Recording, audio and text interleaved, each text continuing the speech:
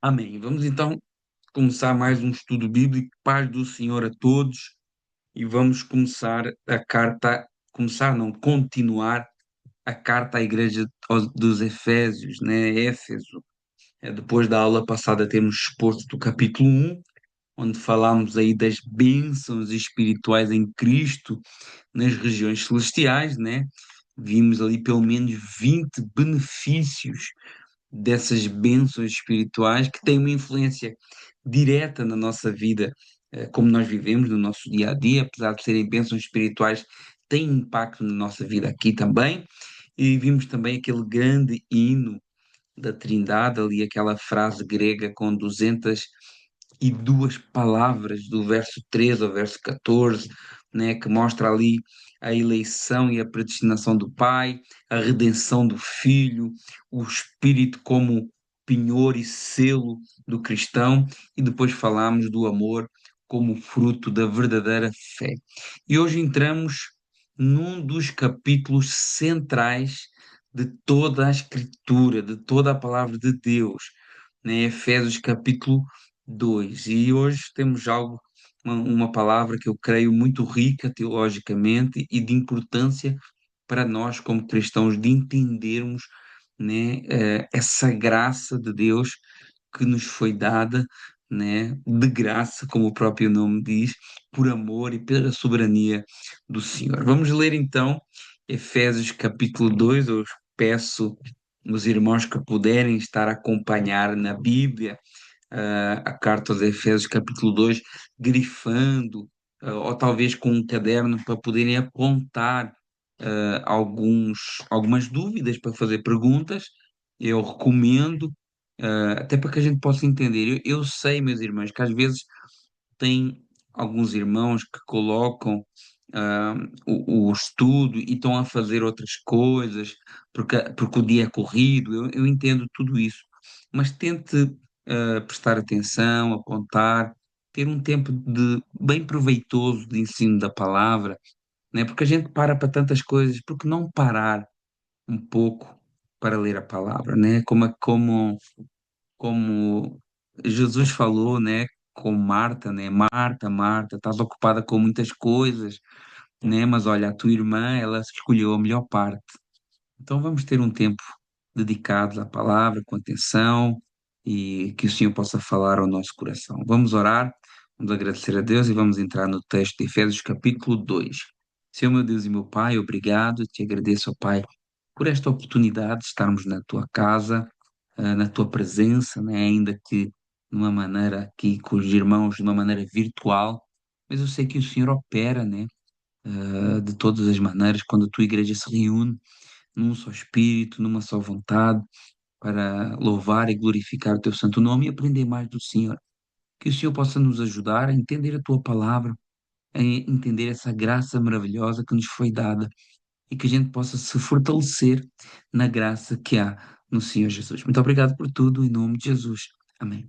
Irmãos, Efésios capítulo 2, e a palavra do Senhor diz assim: Ele vos deu vida, estando vós mortos, nos vossos delitos e pecados, nos quais andaste outrora, segundo o curso deste mundo, segundo o príncipe das potestades do ar, do espírito que agora opera nos filhos da desobediência, entre os quais também vós outros andáveis, outrora, segundo as inclinações da carne, fazendo a vontade da carne, dos pensamentos, e éramos por natureza filhos da ira, hum, como também os demais. Mas Deus, sendo rico em misericórdia, por causa do grande amor que nos amou, estando nós mortos nos nossos delitos, nos deu vida juntamente com Cristo, pela graça sois salvos, e juntamente com Ele nos ressuscitou, nos fez assentar em lugares celestiais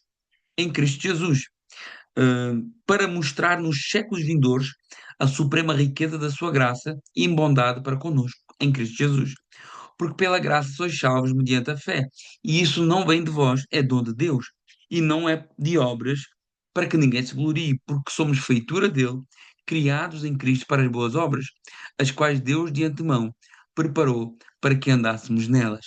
Portanto, lembrai-vos que outrora vós, gentios na carne, chamados em circuncisão, por aqueles que se intitulam circuncisos, né, na carne, por mãos humanas, naquele tempo, vocês estavam sem Cristo, vocês estavam separados da comunidade de Israel, estranhos às alianças da promessa, não tendo esperança e sem Deus no mundo. Mas agora em Cristo, vós que antes estavais longe, foste aproximados pelo sangue de Cristo, porque Ele é a nossa paz, o qual de ambos fez um, tendo derribado a parede de separação que estava no meio, a inimizade, e aboliu na sua carne a lei dos mandamentos na forma de ordenanças, para que dos dois criasse em si mesmo um novo homem, fazendo a paz, e reconciliasse ambos em um só corpo com Deus por intermédio da cruz, destruindo por ela a inimizade, e vindo evangelizou paz a vós outros que estáveis longe, e paz também aos que estavam perto,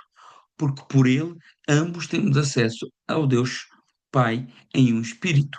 Assim, já não sois estrangeiros nem peregrinos, mas concidadãos dos santos, sois família de Deus, edificados sobre o fundamento dos apóstolos e profetas, sendo ele mesmo Cristo Jesus, a pedra angular, no qual todo o edifício bem ajustado cresce para santuário dedicado ao Senhor, no qual também vós, juntamente, estáis sendo edificados para a habitação de Deus no Espírito. Então vamos, glória a Deus por esta palavra riquíssima, né? Esse mistério, né? Isso que Paulo fala aqui, ele chama mais à frente de mistério, né? De juntar todos os povos num só, né? E ele começa falando aqui no capítulo 2 aqui do verso 1 ao 3 da condição humana sem Cristo, né?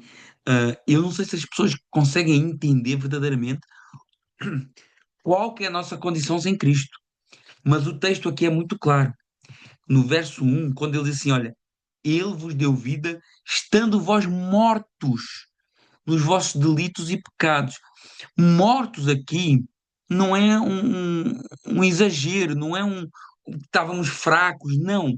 Mortos aqui é ipsis literis, a ausência total de vida espiritual. Quando nós rompemos com Deus, nós rompemos com vida. E quem se separa da vida fica sujeito à decomposição. Imagine você cortar um dedo. A medicina diz que se eu cortar um dedo, se eu voltar a colá-lo, que o corpo ainda consegue regenerar. Mas se eu cortar o dedo e deixá-lo de lado, ele vai se decompor. Porquê? Porque ele vai ficar afastado daquilo que lhe dá vida. O ser humano, ele tinha um referencial. Antes da queda, no capítulo 2, né, ali Adão e Eva trabalhando no jardim, colocando nome aos animais. Quando o homem estava no jardim antes da queda, ele tinha um único referencial e uma única fonte de vida. Deus era o seu referencial. Deus nos moldou, Deus soprou em nós o fogo de vida e isso nos fez almas viventes. Nós vemos aqui até a tricotomia do homem, né? Barro, né? Carne, matéria, o espírito, a parte divina, a parte que nos conecta com Deus, e a alma, né? Onde estão as nossas vontades, o nosso intelecto, a nossa racionalidade. E o que nos ligava dessas três partes do homem, né? A parte física, almática e espiritual. E o que nos ligava a Deus era a parte espiritual, o espírito que Ele soprou em nós. E quando o homem peca, ele abdica, o homem abdica de estar conectado com Deus, de ter Deus como a sua referência. E o homem passa ele mesmo a ser a sua própria referência, né? O problema é que o homem por si mesmo não gera vida. E por isso, quando isso acontece, ele passa a estar sujeito, ele passa a morrer espiritualmente, porque o espírito lhe é retirado, ele deixa de ter um espírito para que o Espírito de Deus possa habitar, e ele passa a estar sujeito à morte física também, vai-se decompondo. Antes da queda, o homem vivia em plenitude de harmonia, corpo, alma e espírito. né? O corpo criado para interagir com a criação, o espírito, que é a parte que nos conecta o homem com Deus, né? A nossa referência celestial, e a alma, né? Que é o resultado da união dos dois, do barro com o sopro de vida. Nesse estado, o homem vivia numa perfeita harmonia com Deus e refletia a glória do Criador e tinha vida verdadeira porque o espírito o mantinha ligado à fonte. Quando o homem cai, ele rompe essa conexão com Deus. O pecado fez o homem abdicar de Deus como referência e assumir-se a si mesmo como o centro de tudo. A consequência é um Deus santo não pode ter comunhão com um ser pecador. Então, o espírito se separa e deixa de haver comunhão com Deus, e daí a morte espiritual. Isaías 59, verso 1 e 2, tem um texto muito conhecido que explica o porquê de Deus não poder estar conectado com o homem pecador. Isaías 59, 1 e 2 diz: Eis que a mão do Senhor não está encolhida, para que não possa salvar, e nem surdo o seu ouvido, para que não possa ouvir. Mas as vossas iniquidades, os vossos pecados, fazem separação entre vós e o vosso Deus. Então foi isso que aconteceu. O pecado nos separou de Deus, cortou a conexão que nós tínhamos com Ele. E nós, desligados espiritualmente da fonte da vida, o corpo passa a experimentar corrupção e morte física. A alma, né, passa a estar sujeita a uma carne caída, inclinando-se para o pecado. O homem sem Deus, ele respira, ele pensa, ele cria, mas ele não tem uma vida verdadeira, é como um ramo cortado da videira que vai secando. É como aquele experimento que é real da galinha que quando você corta a cabeça, ela continua correndo por alguns segundos, mas que eventualmente acaba morrendo. Porquê? Romanos 6:23. O salário do pecado é a morte. E quando o homem é regenerado em Cristo o homem recebe novamente o sopro de vida espiritual. Te lembra o que é que Jesus fez sobre os seus discípulos? João capítulo 20, verso 22, e tendo havido, e tendo havido, e havendo dito isto, perdão, soprou sobre eles e disse: recebei o Espírito Santo. Isto é uma repetição do que Deus havia feito lá no início, soprando nas narinas do barro formado que era Adão. Jesus voltou a fazer isso sobre os seus discípulos. O corpo ainda é corruptível, mas agora ele volta a receber um Espírito de Deus e passa a ser templo do Espírito Santo. A alma é transformada, a mente é renovada, as emoções são curadas e voltamos a submeter à vontade de Deus. Voltamos a ter Deus como referência porque voltamos a estar conectados com Ele. O Espírito é vivificado e restaurando a comunhão com Deus. No novo nascimento, o homem volta a ter Deus como referência. Ele não gera vida em si mesmo, mas recebe vida pela graça através da união com Cristo.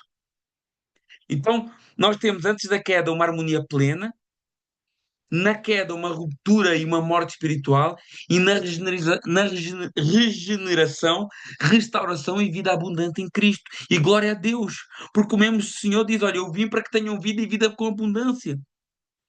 Agora, o que é que nos faz perder essa vida? Né? O que é que fez o homem perder ah, essa conexão com Deus? Os pecados, delitos. Olha como o texto é interessante. Paulo fala assim: estavam mortos nos vossos delitos e pecados. Qual que é a diferença? Né? Porque não são só coisas grandes, não são só pecados grandes, mas a prática contínua de fazer coisas erradas. Né? Quando a gente vê ali essas duas palavras, delitos e pecados, a primeira palavra delitos, ela significa, por exemplo, uma quase verdade, um quase acertou, um quase fez certo. Essa palavra tem essa ideia, né, do quase, mas uma pessoa que quase chega a horas, ela chega atrasada. Uma pessoa que quase acerta, ela errou. Uma pessoa que quase disse a verdade, ela mentiu.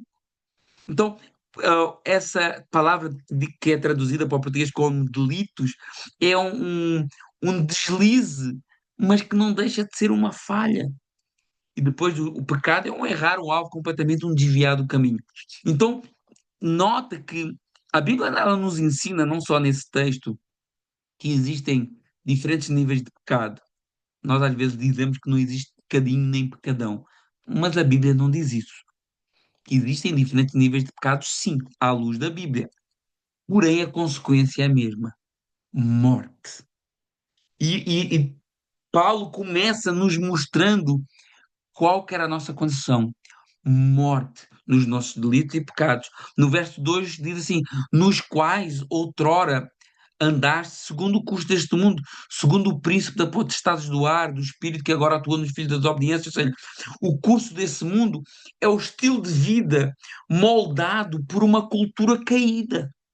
O curso deste mundo é andar segundo a tendência de uma humanidade que não quer Deus, que rejeitou Deus. Andar segundo a tendência de uma humanidade que não tem Deus como referência, que a sua referência são eles mesmos. Onde cada um pensa em si, onde não existe amor verdadeiro, onde não existe compaixão, onde não existe perdão, onde o que existe é engano de Satanás desde o princípio. E todos vivem hoje como se fossem deuses de si mesmo. Porque essa foi a proposta de Satanás. Segundo o príncipe das potestades do ar. O mundo anda segundo o príncipe das potestades do ar. Está falando aqui Satanás, a influência daqueles que desobedecem a Deus.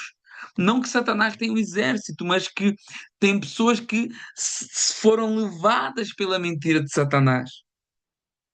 E no verso 3 diz: olha, entre os quais todos nós andávamos. Paulo ele se inclui, né? Nós estávamos mortos, nós seguimos o mundo caído e corrompido, e todo, verso 3, todos nós andávamos outrora, segundo as inclinações da nossa carne, fazendo a vontade da carne, dos pensamentos, e éramos por natureza filhos da ira como os demais. Irmãos, Paulo está escrevendo uma carta para crentes, mas Paulo lembra os crentes que outrora todos seguiram esse estilo de vida. Todos nós fomos herdeiros de uma condição de caídos. Todos nós fomos, a certa altura, separados de Deus. Todos nós fomos, a certa altura, enredados pela mentira de Satanás. E a mentira é essa: você não precisa de Deus, você pode ser o seu Deus. Essa é a mentira. Essa mentira hoje é pregada nas igrejas disfarçada de coach. Você não precisa de Deus, você pode ser o seu Deus.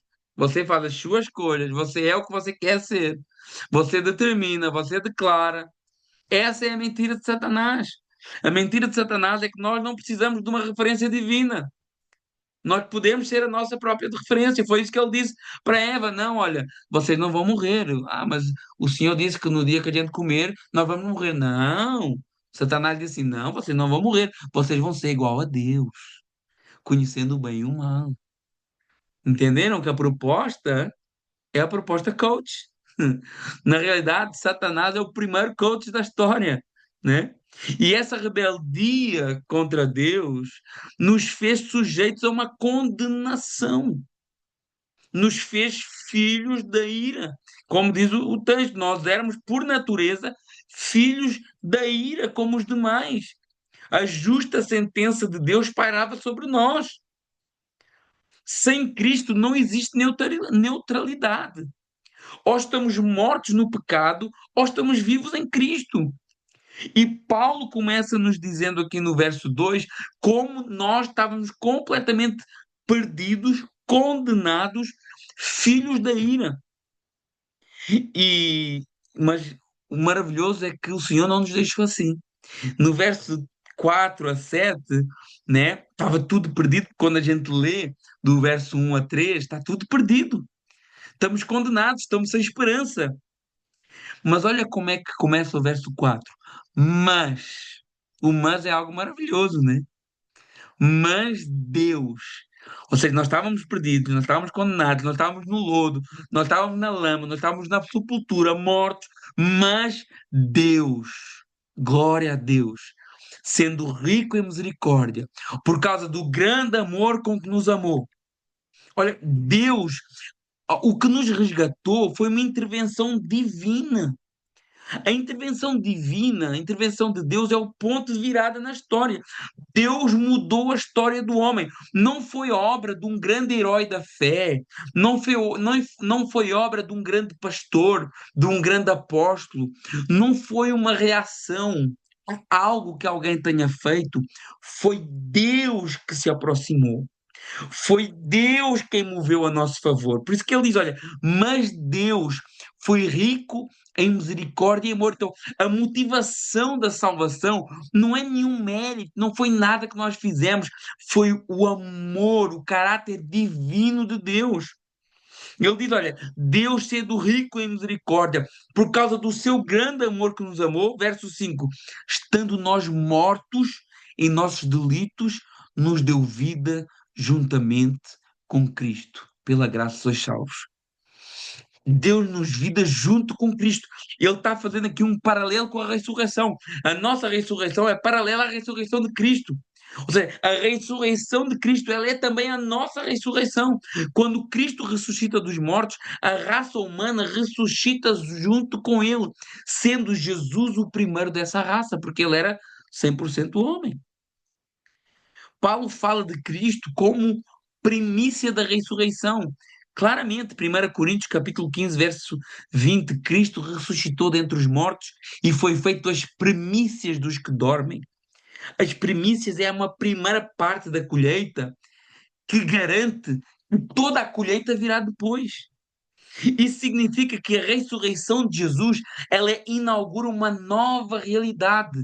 E ele, Jesus, é o modelo e a garantia da ressurreição final de todos nós. Em Cristo já ressuscitamos espiritualmente, né? Foi o que nós lemos, estando mortos nas ofensas e nos pecados, nos vivificou. Então, em Cristo, espiritualmente, o nosso espírito já foi ressuscitado, já temos acesso a Deus. Aqui não está falando de ressurreição física ainda, mas de ressurreição espiritual. Quando Cristo venceu a morte, todo aquele que nele crê passa da morte para a vida. É como se a humanidade tivesse um novo Adão, Cristo, que leva os que estão nele para a vida. Assim como aqueles que estão em Adão herdam a morte, os que estão em Cristo herdam a vida e a ressurreição futura da humanidade. João 5, 28 e 29 diz que todos ressuscitarão um dia, os justos e os injustos, uns para a vida eterna e outros para a condenação eterna. Ou seja, a ressurreição de Cristo é uma garantia de que a morte não será o capítulo final da história humana, mas que cada um ressuscitará para uma realidade, ou para a morte e condenação eterna os que estão em Adão, ou para a vida eterna em Cristo. Então, Cristo ele ressuscitou como o primeiro representante da nova humanidade. Nele temos a ressurreição espiritual agora e a certeza da ressurreição física futura. Portanto, a humanidade como um todo estava incluída nesse ato de Cristo, mas os frutos desse ato é para aqueles que creem nele. Então, ele nos ressuscitou juntamente com Cristo, e o verso 6 diz: e juntamente com ele nos ressuscitou e nos fez sentar nos lugares celestiais em Cristo Jesus. Então, a nossa posição espiritual já está garantida, mesmo vivendo ainda aqui na terra. Verso 7. Para mostrar nos séculos vindouros a riqueza da sua graça em bondade para conosco em Cristo Jesus. A salvação, meus irmãos, é algo muito importante. A salvação revela a bondade, o amor e a soberania de Deus sobre toda a eternidade. Ah, nós saímos de Adão, da condenação, e nós fomos colocados em Cristo. E quando eu digo que nós fomos colocados, eu digo isso porque isso só foi possível porque Deus assim o quis. A salvação pela graça, ela nos ensina que todo o mérito é de Deus. E isso às vezes pode ser difícil de entender, porque nós pensamos que sendo o mérito de Deus exclui a responsabilidade humana. Mas não tem nada a ver com isso. Jesus diz, João 6,44, ninguém pode vir a mim se o Pai que me enviou não o trouxer, e eu ressuscitarei no último dia.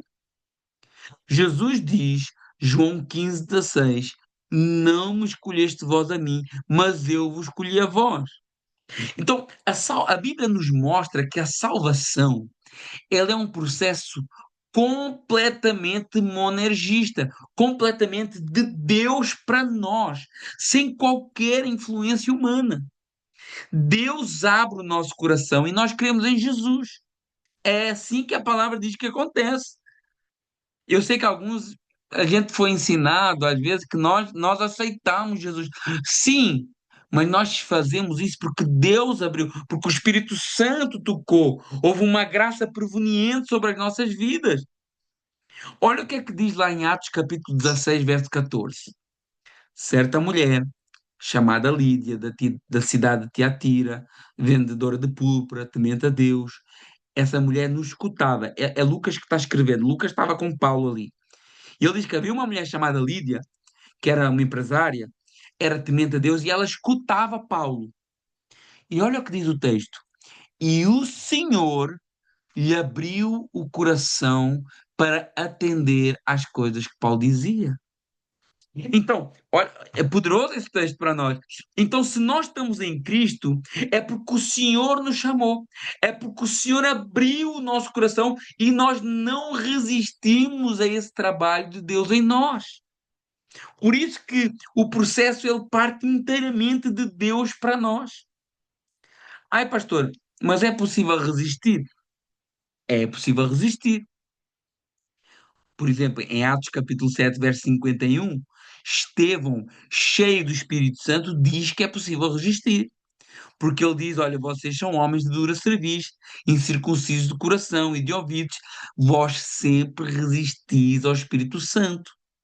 Então, mas um dos pilares da reforma protestante é que a salvação é unicamente pela graça de Deus, sem nenhuma intervenção humana. Por isso que a reforma protestante e aquilo que a gente acredita, é só pela graça, só pela fé, através de Cristo, só Deus a glória, só pela Escritura. E isso vem combater qualquer tipo de salvação por obras. Isso não significa que as obras não sejam importantes. Nós vamos falar isso mais adiante. Mas o ponto central do Evangelho é que a salvação é pela graça de Deus sobre as nossas vidas. Ele abre o nosso coração, o Espírito Santo nos convence do pecado, da justiça. É tudo. Se o Espírito Santo não vier sobre nós não conseguimos dar um passo em direção a Deus, porque a palavra diz: nós estávamos mortos, e morto não anda, morto não fala, morto não decide. Então, essa é que é a grande verdade da salvação pela graça. No verso 8 diz assim, um dos textos muito conhecidos: porque pela graça sois salvos, mediante a fé, isso não vem de vós, é dom de Deus. A graça, esse favor imerecido de Deus, esse movimento de Deus em direção aos homens, né, que é a graça, ele vem mediante a fé. A fé é o canal pelo qual nós recebemos, não as nossas obras. Essa graça não é conseguida porque eu fiz coisas boas, porque eu ajudei a velhinha, porque eu dei dinheiro, porque não, é porque nós cremos em Jesus, né, antes de fazermos qualquer coisa boa. Antes de fazermos qualquer coisa agradável a Deus, a primeira coisa foi crer, e nós cremos em Jesus, o Espírito Santo abriu o nosso coração, nós recebemos a palavra, nós fomos alcançados pela graça, e olha o que é que diz: isso não vem de vós, é dom de Deus. A fé é um dom, não é uma conquista. Pela Escritura, pela palavra, pela Bíblia, a fé não nasce no coração humano como algo autônomo. A fé é um dom de Deus. O homem responde, mas ele só responde porque Deus age primeiro no seu coração. A Bíblia deixa isso bem claro quem é o autor da fé. Hebreus capítulo 12, verso 2. Olhando para Jesus, autor e consumador da nossa fé. Então, Jesus inicia a fé no coração e ela leva até a consumação. Olha o que diz Filipenses capítulo 1, verso 29. Porque a vós foi concedido, foi dado, ah, em relação a Cristo, não somente crer nele, como padecer por ele. Ou seja, o ato de crer é algo concedido por Deus. Portanto, quem dá a fé é Deus. O Pai elege, o Filho torna possível na cruz e o Espírito Santo aplica isso tudo no nosso coração. O homem não gera fé sozinho, ele recebe e responde a ela. A gente pode resumir assim: olha, a fé nasce em Deus, é comunicada pela palavra, aplicada pelo Espírito e exercida pelo homem. E quando eu falo isso, eu não estou defendendo nenhuma linha soteriológica, eu não estou defendendo Armínio, Calvino, nada disso. Nós não nos identificamos com teologias humanas. É o que a palavra de Deus nos mostra claramente. Todo o processo da salvação parte de Deus. Pela graça sois salvos mediante a fé, e isso, esse conjunto, esse processo não vem de vós, é um dom de Deus, e também não vem de obras, verso 9, para que ninguém se glorie, porque não pode haver vaidade nas coisas espirituais. Isso não significa que as obras não sejam importantes, apenas significa que as obras não são salvíficas. As obras não são uma condição para a salvação, mas uma consequência de um coração alcançado por Deus, conforme nós vemos no verso 10. Porque nós fomos feitura dele, criados em Cristo para as boas obras. Ou seja, nós fomos feitos para as boas obras, mas não fomos salvos por elas. Nós fomos salvos, renascemos, regenerados, mudada a nossa consciência e agora nós fazemos as boas obras, as quais Deus de antemão preparou para que andássemos nela.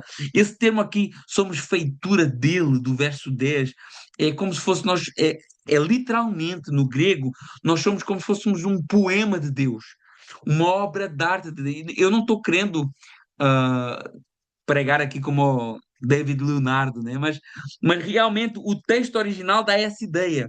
Nós fomos feitura dele, fomos uma obra de arte dele, um poema dele. E nós fomos feitos em Cristo para as boas obras. As boas obras não são a raiz da salvação. A raiz é a fé, mas são o fruto da salvação. Por isso que Tiago diz que fé sem obras é morta. Ainda que alguns acham que existe uma contradição na palavra entre os ensinos de Tiago e os ensinos de Paulo, o que existe na realidade é uma completude. Paulo e Tiago não brigam, eles se completam. Alguns enxergam uma contradição quando Paulo diz assim: concluímos, pois, que o homem é justificado pela fé sem obras da lei. Romanos 3:28. E Paulo depois declara e Tiago depois declara em Tiago 2:24: vedes que o homem é justificado pelas obras e não somente pela fé. À primeira vista parece oposto, mas quando você olha o contexto dessa palavra, cada um está respondendo a problemas diferentes. Paulo está combatendo a ideia de que as obras da lei, a circuncisão, os rituais, as regras do templo podem salvar. E ele ensina que a fé em Cristo é o único meio de justificação diante de Deus. O tema de Paulo é outro. O tema de Paulo é o homem declarado justo diante de Deus pela fé. Tiago já não. Tiago está combatendo a fé morta, aquela fé nominal, aquela pessoa que diz que é crente, mas não é. Diz que é cristão, mas nem vai à igreja, não se santifica. Aquele que diz que é cristão, mas até anda com uma Bíblia debaixo do braço, mas passa a vida pecando, fazendo fofoca, bebendo, fumando, se drogando, mas é crente, vai à igreja domingo. Tiago está combatendo esse povo aí. A fé morta, a fé nominal, intelectual, que não gera transformação. Eu creio que Jesus existiu. Claro que crê. É impossível não crer, porque isso é um facto histórico. Mas se eu só creio e isso não transforma a minha vida, é uma fé morta. Então, Tiago ensina que a fé verdadeira sempre produz frutos. As obras evidenciam essa vida nova. O tema de Tiago é diferente, não é a justificação diante de Deus. O tema de Tiago é a fé que se manifesta diante dos homens. Então, é um complemento. Tiago e Paulo são um complemento e não uma contradição. Paulo fala das raízes da salvação: fé, graça e Cristo. E Tiago fala dos frutos da salvação: obras, amor e prática. Então, podemos fazer uma ilustração, por exemplo, como o fogo e o calor. Não é o calor que faz fogo existir, não é? Não é o calor que faz fogo existir. Mas onde há fogo, o calor aparece. Inevitavelmente. Assim é a fé. Se é verdadeira, vai irradiar obras. Se a fé é verdadeira, vai ser comprovada pelas obras na vida da pessoa. Então, essa completude entre Tiago e Paulo, ela é perfeita. Tiago, como que ele coloca um selo de autenticidade na fé, que Paulo explica. Salvos pela fé somente, mas a fé que salva não permanece sozinha. E esse debate entre fé e obras é um debate antigo que começou lá no quarto século com Agostinho, né? Já no quarto século ele ensinava isso e combatia Pelágio, que dizia que nós podemos conquistar a nossa salvação. E Agostinho dizia: não, nós não podemos, nós fomos corrompidos, nós estamos mortos. Só mesmo pela graça de Deus é que Ele pode mover o nosso coração ao arrependimento. Isso todo mundo crê nisso, qualquer cristão ortodoxo crê nisso, né? Mas Pelágio, lá do quarto século, ensinava: não, nós temos o nosso livre-arbítrio pleno, né? Nós podemos nos achegar a Cristo sem nenhum, pelo nosso próprio esforço. Depois, quando a gente chega à Reforma Protestante, esse debate ele continua porque a Igreja Católica ela defende a fé, mais as obras, mais os sacramentos, mais as indulgências. Olha, é tanta coisa para ser salvo. E Martinho Lutero diz: não, não. Romanos 1,17. O justo viverá pela fé. A fé é a certeza da justificação. Então nós vemos que desde o quarto século até a Reforma Protestante, depois João Calvino também sistematizou isto, os puritanos também, até o próprio pentecostalismo crê nisso, que a fé ela se vê em prática pelo fruto do Espírito, pela ação do Espírito na vida da pessoa. Então nós vemos que todas essas vozes ao longo do século que têm lutado pela fé ortodoxa do cristianismo são um coro dizendo a mesma verdade. Fé é dom de Deus. E a fé verdadeira revela em vida transformada. Por isso o texto diz: nós somos criados em Cristo para as boas obras. Estamos agora na segunda parte desse capítulo. Na primeira parte, nós vemos como Deus nos tirou da morte para a vida pela graça, mas também para as boas obras, né? E nesta segunda parte, vemos que, como pela graça, Deus nos fez, não só nos ressuscitou, como nos fez participantes das promessas que estavam sobre o seu povo. Verso 11, ele lembra-nos que nós éramos gentios. Diz: olha, portanto, lembrai-vos que outrora vocês eram gentios na carne, vocês não eram judeus, vocês não faziam parte do povo da promessa, vocês eram chamados de incircuncisos, né? Como o Golias foi chamado por Davi. Vocês eram chamados de incircuncisos por aqueles que são circuncisos, pelos judeus, pelo povo de Deus, pelo povo que o Senhor escolheu, né? Então, os gentios, todo aquele que não era judeu, era excluído das promessas da aliança de Israel. Deus separou a Abraão e a sua descendência como o seu povo, o povo que tinha as promessas. E Paulo lembra, Paulo que era judeu, da tribo de Benjamim, Paulo lembra: olha, lembrem-se vocês, Efésios, que são gentios, né, que são aí da Ásia Menor, lembrem-se que vocês não tinham nada a ver com o povo de Deus, lembrem-se disso. Verso 12, vocês estavam sem Cristo, vocês estavam separados da comunidade de Israel, vocês eram estranhos das promessas, não tinham esperança nem Deus do mundo. Ou seja, se eles estavam sem Cristo, eles não tinham Salvador, eles não tinham esperança de redenção, porque o Cristo está prometido desde Gênesis 3,15, né? Da semente da mulher nascerá um que pisará a cabeça de Satanás. Então, eles estavam sem Cristo. O gentio, nós somos gentios, nós somos judeus. Então, nós não tínhamos Salvador. Nós não tínhamos Cristo, nós não tínhamos nenhuma hipótese de redenção. Nós estávamos separados da comunidade de Israel, do povo através do qual vem o Redentor, sem promessas. Ou seja, não havia salvação para nós. Não havia descendência abençoada para nós, não havia bênção para nós, não havia Messias para nós. Sem esperança, condenados à morte, sem céu, sem novo céu, nova terra que vem lá, profetizado desde o tempo de Isaías, desde o Antigo Testamento, sem Deus. Ainda que nós, como gentios, pudéssemos ter muitos deuses, né? Mas não tínhamos acesso ao Deus verdadeiro. É o que Paulo está lembrando aqui aos Efésios. Olha, lembrem-se que vocês estavam separados. Vocês eram gentios. Vocês não tinham acesso à promessa. Mas no verso 13, olha a maravilha, o verso 13. Mas agora em Cristo, vocês que estavam longe foram aproximados pelo sangue de Cristo. Agora vocês foram reconciliados pelo sacrifício de Cristo. Na cruz, Deus une toda a humanidade em Jesus. Por isso que Deus diz a Abraão: em ti serão benditas todas as famílias da terra. Efésios 2, 12, 13 mostra, né, o estado dos gentios de separação, de exclusão, mas que são participantes da promessa de Abraão. Essa promessa que foi feita lá em Gênesis 2, 12, 12 capítulo 3, Gênesis 28, 22, capítulo 18, né? Aquela promessa que ele diz, olha, em ti serão benditas todas as nações da terra, já contemplava toda a humanidade, todos os gentios que através de Cristo, que através do sangue de Cristo, são tornados participantes dessas bênçãos. A promessa feita a Abraão não era só para Israel, ela tinha um alcance universal.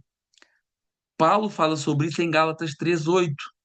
Ora, tendo a Escritura previsto que havia de justificar os gentios pela fé, anunciou primeiro o Evangelho a Abraão, dizendo: em ti serão benditas todas as nações da terra. Então, a promessa a Abraão era o Evangelho ali já sendo lançado. A promessa a Abraão mostra que a salvação dos gentios não foi um plano B. A nossa salvação, que não somos judeus, não foi um plano B. Que eu já ouvi isso, né? Ah, porque os judeus negaram Jesus, então por isso nós tivemos a salvação. Estava tudo programado, estava tudo nos decretos do Senhor, estava tudo já determinado pelo Senhor. Nós, às vezes, eu já ouvi isso, né? Ah, os judeus, ainda bem que os judeus negaram Jesus, senão nós estávamos perdidos.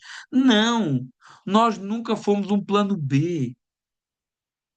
E Paulo chama esse mistério, né? Que estava anunciado desde Gênesis, né? Desde Abraão, que todas as nações seriam alcançadas. Paulo chama esse mistério revelado, porque o judeu não conseguia entender isso. A salvação era só para os judeus. Mesmo os apóstolos, mesmo Pedro tinha dificuldades com os gentios, tanto que em Gálatas capítulo 2, Paulo briga com Pedro, porque Pedro desprezava os gentios, né? Então, o Cristo é o fio que costura desde Gênesis 12 até a cruz. Caídos, perdidos e afastados, a povo escolhido e abençoado. Pois nós vemos que Paulo, ele lembra o povo de Efésios da miséria que eles estavam, para que, olhando para o seu estado de perdidos, eles pudessem ter ainda mais gratidão pela graça que foi alcançada. E realmente, só quem sabe de onde Deus lhe tirou consegue verdadeiramente ser grato ao Senhor por tudo aquilo que o Senhor fez. No verso 14 diz: olha, Ele é a nossa paz, o qual de ambos fez um. Ou seja, hoje não tem mais judeu, nem grego, nem gentil. Hoje tem um povo. Um povo que é o povo de Deus, a igreja. Ainda que eu acredite que o Senhor ainda há de tratar com Israel, mas hoje o povo de Deus é a igreja. Hoje o povo de Deus é a igreja. Porque se nós lemos Efésios capítulo 11, Romanos capítulo 11, nós vamos ver isso, que Deus há de voltar a enxertar Israel, mas isso só vai acontecer até que a plenitude dos gentios entre, né? Então hoje, no tempo que nós estamos, existe um povo e esse povo é a igreja. Cristo, ele traz a paz. que, que não havia entre esses dois povos. E ele derruba, né? No verso 14 diz que ele derruba a parede de separação que estava no meio. Não, existe um detalhe histórico muito interessante aqui e fundamental para entender essa parede era essa, né? Que ele disse, olha, derribou a parede de separação que estava no meio, a inimizade. No templo em Jerusalém havia divisões bem demarcadas. Havia o átrio dos gentios, que era uma parte externa, onde os não-judeus podiam entrar, só que depois, subindo para mais no interior do templo, havia uma barreira onde, a partir dali, era um muro com cerca de 1,30 m de altura, a partir dali, só judeus podiam entrar. E havia inscrições em grego e em latim neste muro, dizia assim: nenhum estrangeiro ultrapassa a barreira em torno do santuário e do átrio. Quem for encontrado além dela terá a si mesmo a culpa pela sua morte que se seguirá. Então, olha, no templo havia essa barreira. Os gentios, aqueles que não eram judeus, eles podiam ir até certo ponto. Quando chegava a certo ponto, tinha essa mensagem: olha, daqui para a frente é morte, meu amigo. Daqui para a frente você não pode entrar. Daqui para a frente é só para judeu. Inclusive, já existem provas arqueológicas deste muro e destes dizeres no muro, né? Então, Paulo usa essa imagem em Efésios 2,14. Ele diz assim: olha, ele é a nossa paz e derrubou essa parede, esse muro que dividia judeus de gentios, né? Esse muro físico do templo que virou um símbolo de hostilidade entre os judeus e gentios. Cristo, com a sua cruz, derruba o muro, aboliu a lei cerimonial que separava os povos, porque os gentios não podiam participar das cerimónias, então eles estavam cerimonialmente impuros. E em Cristo não há mais judeu nem grego, mas um só corpo. Esses símbolos foram transformados. O que antes o muro era um sinal de exclusão, agora derrubado é um sinal de inclusão, né? Onde havia não ultrapasse, onde estava escrito não ultrapasse, agora a palavra diz aproximemo-nos com confiança ao trono da graça. O muro virou ponte. Em Cristo, todos os acessos ao Pai em um mesmo Espírito, através de Jesus. Glória a Deus por isso. Verso 15 a 17. E aboliu na carne a lei dos mandamentos na forma de ordenanças, para que de dois criasse em si mesmo um novo homem, trazendo a paz e reconciliasse ambos num só corpo com Deus, por intermédio da cruz, destruindo por ela a inimizade, e vindo evangelizou a paz a vós outros que estavais longe e paz aos que estavam perto. Ele fez dos dois povos um, uma nova humanidade reconciliada em Cristo. Deus não restaurou o judaísmo, porque às vezes a gente tem uma ideia de que Deus restaurou o judaísmo ou fez o judaísmo ter sentido. Não. Deus não veio fundar nenhuma religião. O que Deus veio fazer, o que Jesus veio fazer, é restaurar o ser humano. Deus não veio consertar judaísmo como se fosse uma reforma religiosa, nem para criar mais uma instituição entre tantas. Ele não veio para levantar de novo muros, mas para derrubá-los.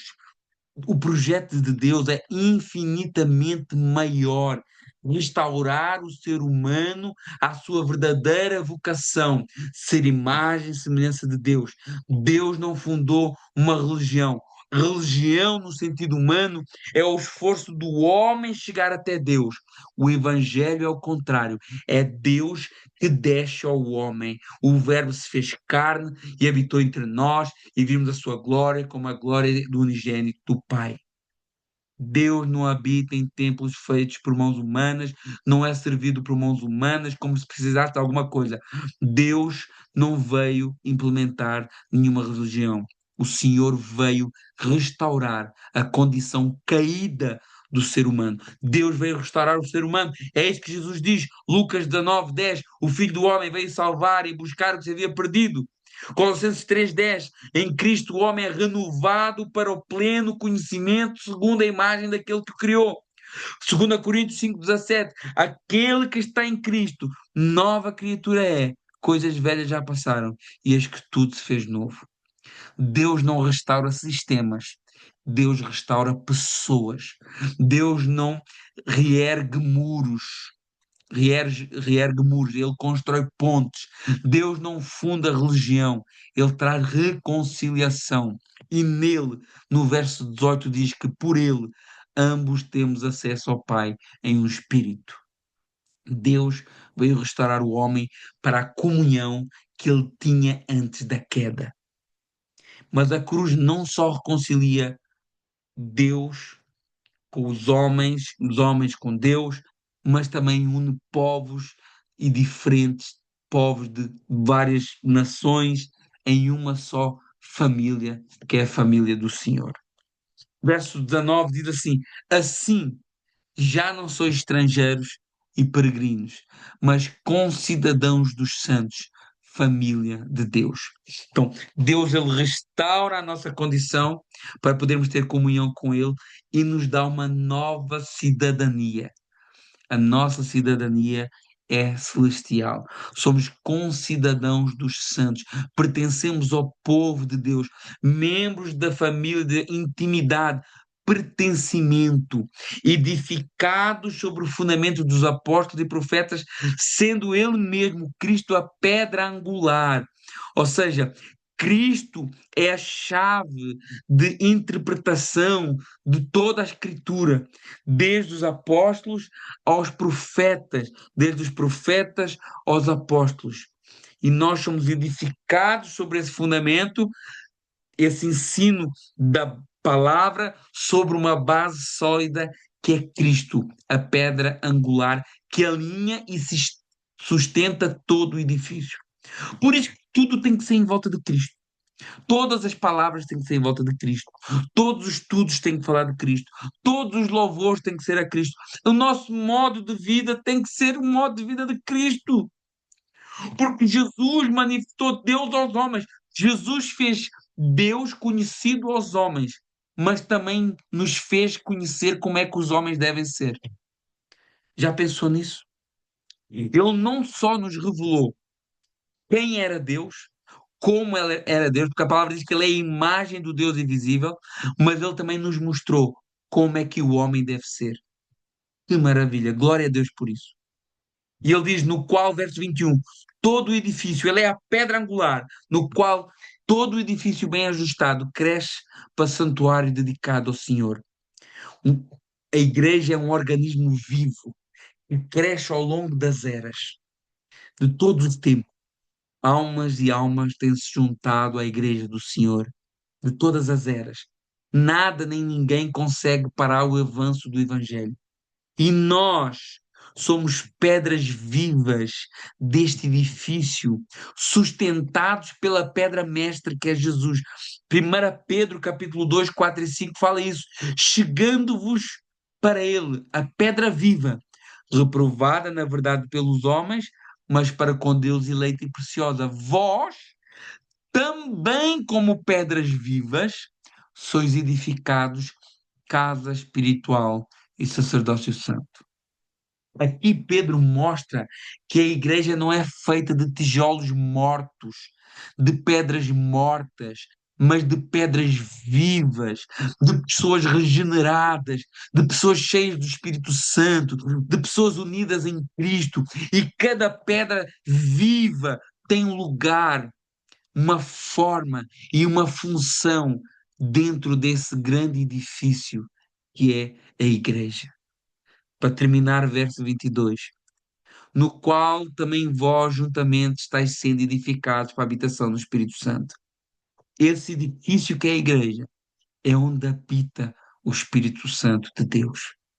Antes, Deus se manifestava num templo feito de pedra. Agora, a presença de Deus não está mais em pedras, mas no seu povo. No meio do seu povo, Deus habita e Deus se manifesta. Cada crente, cada um de nós aqui, é parte dessa construção. Nós não somos espectadores de uma construção, nós somos parte dessa construção. Nós somos pedras vivas dessa construção, escolhidas por Deus, regeneradas por Cristo e guiados pelo Espírito Santo. Amém? Que o Senhor possa ter falado ao nosso coração, que a gente possa entender essa graça que não tem qualquer mérito humano. Eu sei que a gente gosta de fazer alguma coisa, né? A gente gosta de ter parte. Olha, a prova disso é que ninguém gosta de morar de graça. Quando a pessoa mora de graça, já começa a ficar incomodada. Eu não sei se alguém já morou de graça ou se já albergou alguém em casa de graça. Dá sempre confusão. A pessoa começa a ficar incomodada porque não está pagando nada e qualquer olhar assim meio torto já encara errado. O ser humano gosta de pagar. O ser humano gosta de fazer alguma coisa.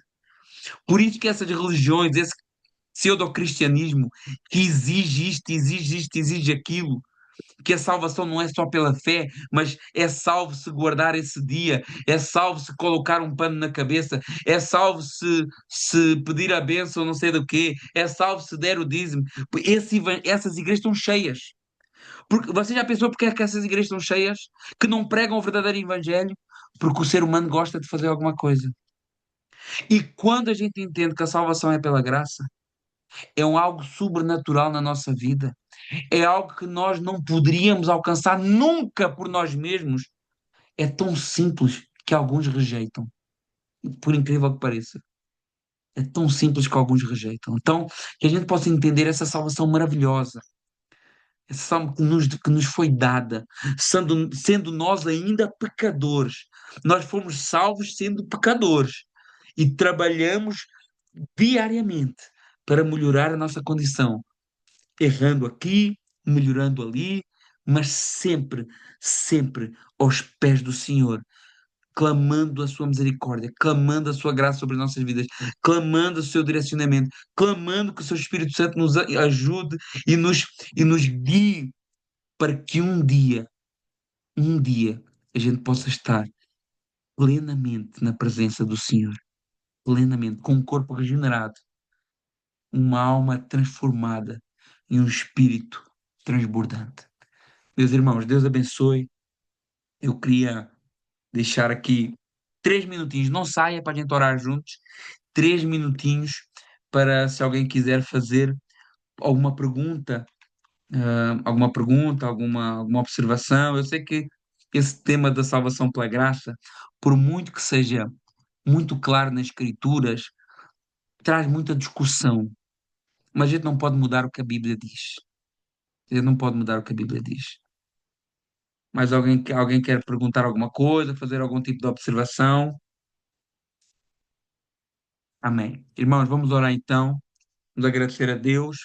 A partir de amanhã ou ainda hoje, esse estudo vai estar no canal do YouTube. Depois partilhe com alguém que queira entender mais da palavra, que precise de entender esse Evangelho da Graça e que o Espírito Santo possa explicar melhor ao coração aquilo que eu não consegui fazer com as minhas palavras. Senhor meu Deus e meu Pai, muito obrigado. Eu te agradeço, ó Pai, por esta palavra, por este momento de comunhão. Que o Senhor possa estar nos guiando, nos abençoando e que a gente possa ser gratos por essa graça maravilhosa que o Senhor nos alcançou. Pai, nós somos gratos a Ti. Pai, que o Teu Santo Espírito transborde em nós, que a gente possa ter uma vida de obras para o louvor da Tua glória, como fruto dessa salvação que nos alcançou. Pai, em nome de Jesus, que a gente siga uma vida de santidade, de busca na palavra, uma vida, Senhor, na tua dependência, sabendo, ó Pai, que o Senhor é maravilhoso, grandioso, que nos ama e que nos alcançou com essa graça tão maravilhosa. Nos guarda, nos direciona, nos fortalece, em nome de Jesus. Amém. Meus irmãos, Deus abençoe a todos, um grande abraço. Alguns irmãos que estão aqui que eu não conheço, que não estão identificados, mas que o Senhor abençoe a sua vida e que a gente possa caminhar sempre nessa graça maravilhosa do Senhor. Um abraço a todos.